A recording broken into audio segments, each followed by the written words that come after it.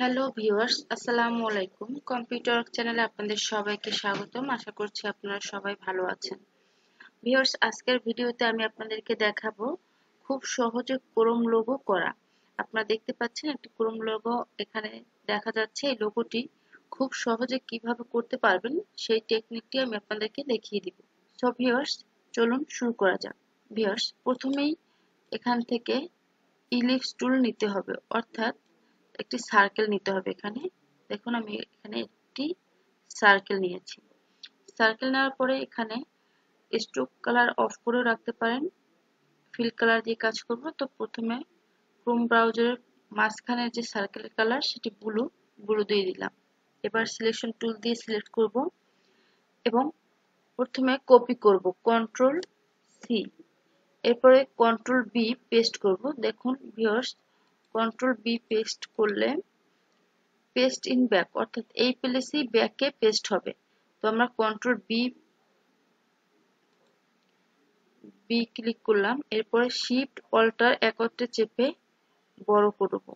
বড় করার পরে ভিউয়ার্স এখানে আমরা কালারটি হোয়াইট করে দিব। ভিউয়ার্স সেম ভাবে আবার কন্ট্রোল সি এবং কন্ট্রোল বি প্রেস করব। এরপরে শিফট অল্টার একত্রে চেপে বড় করে দিব একটু বেশি করে। দেন ভিউয়ার্স এখানে আমি রেড কালারটি সিলেক্ট করে দিলাম। ভিউয়ার্স দেখতে পাচ্ছেন এভাবে শেপটি হয়েছে। এখন ভিউয়ার্স আমাদের যেটি করতে হবে, এখানে আমাদের তিনটি ভাগে ভাগ করে নিতে হবে লাস্ট লেয়ারটি। তো এর জন্য প্রথমে আমরা কন্ট্রোল ওয়াই প্রেস করব, তাহলে আউটলাইন শো করবে। এখানে দেখতে পাচ্ছেন কালার চলে গেছে, আউটলাইন শো করেছে। তো সিলেকশন টুল দিয়ে এটা সিলেকশন করে নিব। এখানে দেখুন মাঝখানের যে দাগটি আছে সার্কেলের, এটাতে পয়েন্ট শো করেছে। তো লাইন টুল নিয়ে এই পয়েন্টের উপর থেকে জাস্ট আমরা এভাবে লাইন টানবো। আবার সিলেকশন টুল দিয়ে সিলেক্ট করব, দেন লাইন টুল দিয়ে আমরা এভাবে পয়েন্টের উপর থেকে জাস্ট লাইন টেনে নিব একটি একটি করে। তিনটি লাইন টেনে নিব। ভিউয়ার্স তিনটি লাইন এভাবে টানার পরে সম্পূর্ণটা সিলেকশন করে কন্ট্রোল ওয়াই প্রেস করব এবং এখন উইন্ডো অপশন থেকে পাথফাইন্ডার প্লেট বক্স নিয়ে আসবো।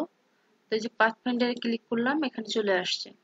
এখন সিলেকশন থাকা অবস্থায় পাথফাইন্ডারের এখানে ফার্স্ট যে অপশনটি আছে ডিভাইড, এখানে ক্লিক করব। ডিভাইডে ক্লিক করলে লাইনের বাড়তি লাইনগুলো কেটে যাবে, ভাগ হয়ে যাবে এবং রাইট বাটনে ক্লিক করে আনগ্রুপ করব। ভিউয়ার্স দেখুন আনগ্রুপ হয়ে গিয়েছে। এখন এক সাইড ক্লিক করলে দেখুন এক একটি সিলেকশন হচ্ছে।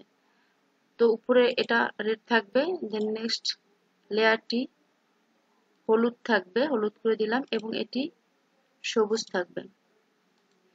ভিউয়ার্স দেখতে পাচ্ছেন খুব সহজেই লোগোটি হয়ে গেল। সম্পূর্ণটা সিলেক্ট করে গ্রুপ করে দিব এবং স্ট্রোক না রাখতে চাইলে স্ট্রোক আমরা এখান থেকে সিলেকশন করে নান করে দিব। সো ভিউয়ার্স দেখতে পেয়েছেন খুব সহজে এই লোগোটি আমি তৈরি করে ফেলেছি। এভাবে আপনারাও খুব সহজে ক্রোম লোগোটি তৈরি করতে পারবেন। ভিউয়ার্স ভিডিওটি ভালো লাগলে লাইক, কমেন্ট, শেয়ার করবেন এবং কম্পিউটার চ্যানেলের সাথেই থাকবেন। ধন্যবাদ।